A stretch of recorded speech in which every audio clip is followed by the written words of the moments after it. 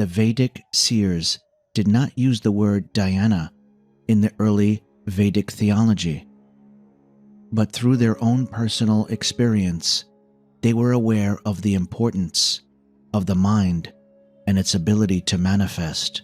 Hello, and welcome to the Ancient Wisdom Modern Mind podcast. And today, I would like to share the concept of dhyana or yogic meditation. And before we start, I would like to take a moment to remind you to subscribe to this channel. So go ahead and click on the subscribe button. Dhyana is normally translated as meaning meditation, but there are many forms of meditation, and to simply call dhyana meditation is an oversimplification of dhyana's true implication. The Yoga Sutras defines dhyana as the continuous flow of the same thought or image of the object of meditation without being distracted by any other thought. Swami Vivekananda explains dhyana in Patanjali's Yoga Sutras as when the mind has been trained to remain fixed on a certain internal or external location, there comes to it the power of flowing in an unbroken current, as it were, towards that point. Another way of expressing this is to say that concentration is fixed, but then the sutra explains that dhyana is not the act of meditative concentration, but a meditative process called dhyana. Dhyana can thus be seen as an advanced mental state where one achieves one pointedness of mind called akatanata, meaning one continuous flow of uninterrupted attention. Aka means one, and tanata means continued directedness. Thus, dhyana is absorption in the object. The repeated concentration on the one object of concentration is dhyana or meditation. Typically, there is a moment of concentration when there are no distractions. Then, a moment later, a distraction comes. Then, attention lets go of the distraction and returns to the object of concentration. However, when that distraction does not happen, the continued concentration on the one object is called meditation. Another way of describing the process of dhyana is that there is an ongoing series of individual concentrations rather than one continuous concentration. If each of those concentrations is on the same object, that is called meditation. Whether you prefer to think of it as one continuous flow of concentration or a series of individual concentrations on the same object, it is the unbroken or undistracted characteristic of attention that allows concentration to evolve into meditation.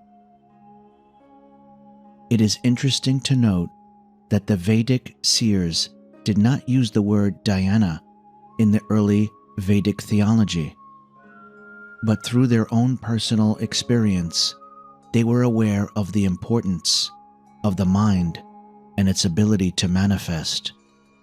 They viewed creation as the mental manifestation of Brahman, the universal entity, and believed that through austerities and penances, man could acquire similar potencies or abilities. Janine Miller, a British scholar, proposed the view that in the beginning, the Vedic seers held Brahman to be a meditative state, not a universal entity. She suggested that the Vedic seers practiced 3 different types of dhyana and were familiar with these 3 states of transcendental reality, which they identified as different forms of dhyana. In addition, they were also familiar with a 4th state, although it was not explicitly mentioned in the early Vedic hymns. This separates dhyana into 4 types of meditation: mantric dhyana, or meditation on the Vedic mantras with single-pointed concentration; visual dhyana, or meditation on a particular deity with illumined thought. This could be called subjective meditation, and a modern version of this is called focal point meditation, or meditation on a candle. But the purest form of subjective meditation evolved in Zen Buddhism and Zazen meditation. Absorption in mind and the heart, or meditation on illumined insight residing in the mind and the heart. A more literal understanding of this can be described as observing the inward and outward movement of thoughts that are coming and going out of the mind, with silence, stability, and detachment. This form of dhyana has now been popularized as vipassana meditation. Samadhi, or the experience of the ecstatic state of Brahman, was the 4th state of dhyana, which is not mentioned in the Rigved but described in the Mandika Upanishad as the 4th state called Turiya. Note, later I suggest that Shiva is the symbolic figure for Samadhi and not Brahman, but this is more semantics, as Shiva is also viewed as a different form of Brahman. This 4th dhyana is not really dhyana, but more a state that is the goal of dhyana, or what could be described as dhyana that awakens Atman awareness. Looking at the word Atman, we find that its origins are an, to breathe, and tman, self. So at the root of the meaning is the original idea of breath and self. This connection with the breath and self is at the core of dhyana. Dhyana is an instrument to free the Atman and thereby gain access to the transcendental planes of consciousness. See also the podcast called Atman Awareness is the Real Essence of Existence. Yoga has 8 branches, of which dhyana is the 7th limb of this path, following dharana, and where dharana is a state of mind, dhyana is the process of mind. Dhyana is distinct from dharana in that the meditator becomes actively engaged with their focus. Dhyana in a nutshell. The practice of dhyana, or what could be called meditative contemplation, is a reflection on whatever dharana the yogi has focused on.